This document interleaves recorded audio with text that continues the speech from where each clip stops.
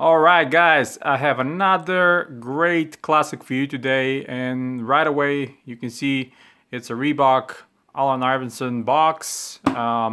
Obviously these boxes have been reused by Reebok for the latest retros as well, but also they were on the original pairs. The model is the question, but this is not the original box because the box that shoe didn't came with the box. I got them off of eBay. But I didn't care that much about the box because I have tons of these from the latest retros, and obviously I can reuse the box, put them in there, or just wear them the way they are. And here they are. You guys can see this is the year 2000 question low, the white and light gray. Absolutely amazing and so preserved pair. I mean, it's not that old. The year 2000 was what, 15, 16 years ago. But let's go right into it and show the differences between these and the modern pairs. Obviously, these are DS as well. As you can see, never been worn. I just try them around the house. The outsole is still very icy, and you can see the nice, come on, focus, Ultra Hexalite in the heel. Very nice and clear and responsive. The pods are a little bit yellowed, but I think this is kind of the charm of that model. That seems, you know, that literally shows that they're vintage. They've been exposed to some conditions, and you know, this is how Hexalite look, guys. You know, very soft and responsive, very nice. Leather again, super nice and thick, tumbled leather. This is fabric, by the way, in the front. Where you see the toe box, this is one thing that the newer retros are beating this earlier releases, because the new one uses the genuine suede, and this is just a thicker fabric. Laces are nice and thick though, and cotton, not like the latest retros. You can see even the lace loops are kind of yellowed. But hey, I do not care. I think that's great. Here's the back with the 3. Let me pull the insole out real quick and show it to you. But before I do that, here's the label with the Reebok logo. This is how most of those models came around that time. If the camera is able to focus right there, there you go. This is the insole, nice and thick, Reebok branded insole. The good thing about the question is Reebok kind of preserved pretty much the whole shoe, even today. And the insoles are the same with the shock pad, with, you know, thicker polyurethane. Some of these, if they're not kept in the right conditions, many people will complain that they crumble. These ones are absolutely preserved, no crumbling or anything. You know, they're still flexible and nice and comfortable. As you can see, Performance Sock Liner Series 2000 and Reebok code plus the size. Let's see how they are on the newer pairs. I'll put that over here. And this is one of the latest retros, the one of those that I'm wearing all the time with the black toe. And you can see the clear difference between the Hexalite pods, these painted ones on the new ones, and not so real Hexalite. Obviously, this is a much harder material, kind of rubberish inside. Same goes for the one that it's in the bottom as well.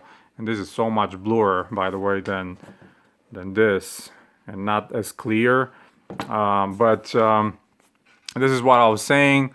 Toe box, thick, genuine suede. And you can see changing the colors when you run your finger over it. One thing that these are beating the previous versions, kind of the original, because these were, when they came, there was nothing before that. The insole, just Reebok, but when you pull the insole itself, it's again exactly the same thick insole with the Reebok branding. And if I put them, so this one is the original, this one is the retro. I don't know why the retro is kind of yellowish for some reason. Shock pad, again, says series, Performance Series 2000, but here you can see the code is a little bit different. Come on, I know the camera is struggling lately, but this one is a lot clearer. You can see on the original one. But overall, same shape, same comfort and thickness.